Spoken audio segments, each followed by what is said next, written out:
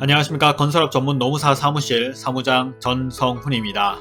오늘은 일용근로자 건강연금 본사 신고와 현장 신고에 대해서 한번 살펴보도록 하겠습니다. 먼저 화면을 통해서 설명을 드리도록 할게요.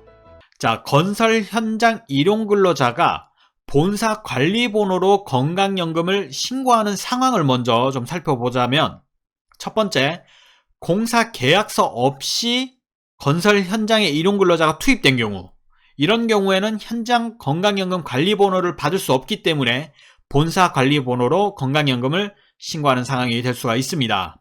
두 번째는 공사 계약은 했는데 원가 계산서 또는 공사 내역서상에 건강보험료, 연금보험료, 장기요양보험료가 산정되지 않아서 건강 및 연금공단으로부터 현장 관리번호를 받을 수 없는 경우, 이러한 경우도 현장 건강연금 관리번호로 신고가 불가능하기 때문에 본사 관리번호로 건강연금을 신고해야 되는 상황이 될 수가 있습니다.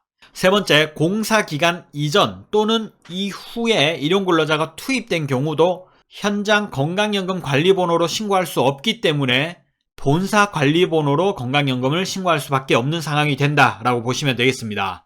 네 번째는 공사기간은 변경되었지만 공사 변경계약서를 작성하지 못하여 공단에 신고할 수 없는 경우도 마찬가지로 건강 및 연금공단에서는 기존 공사 기간 기준으로 관리번호가 나와 있기 때문에 변경된 공사 기간에 투입된 일용근로자는 본사 관리번호로 건강연금을 신고할 수밖에 없는 상황이 된다라고 보시면 되겠습니다. 자, 그럼 이러한 상황에서 어떻게 신고를 해야 되는지를 한번 살펴보도록 하겠습니다.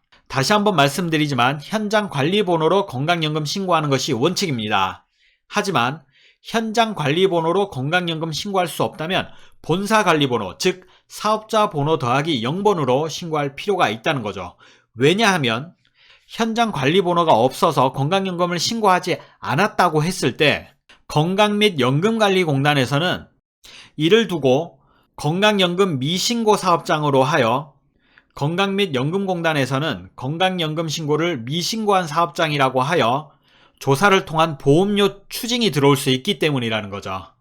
자, 그런데 본사 관리번호로 일용근로자 건강연금 신고할 때는 주의해야 될 사항이 몇 가지가 있습니다. 현장으로 일용근로자 건강연금 신고할 때와의 가장 큰 차이는 근로자 보수 변경 신고가 불가능하다는 거죠.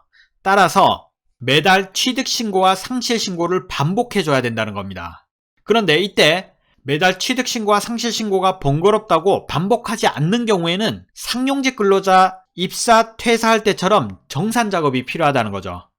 현실적으로 일용근로자는 받는 일당이 많으면 상관이 없겠지만 적은 경우에는 일용근로자 상실 시점에서 정산작업을 하니 일당보다 돌려받아야 되는 상황도 있을 수 있기 때문에 권장하지는 않습니다. 그래서 매달 취득신고와 상실신고를 통해서 매달 정산작업을 해줘야 된다는 거죠.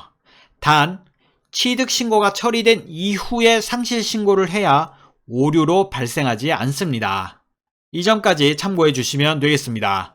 지금까지 건설 현장 일용근로자 건강연금 본사 신고와 현장 신고에 대해서 살펴보았습니다.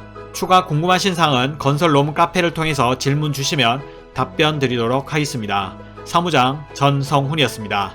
감사합니다.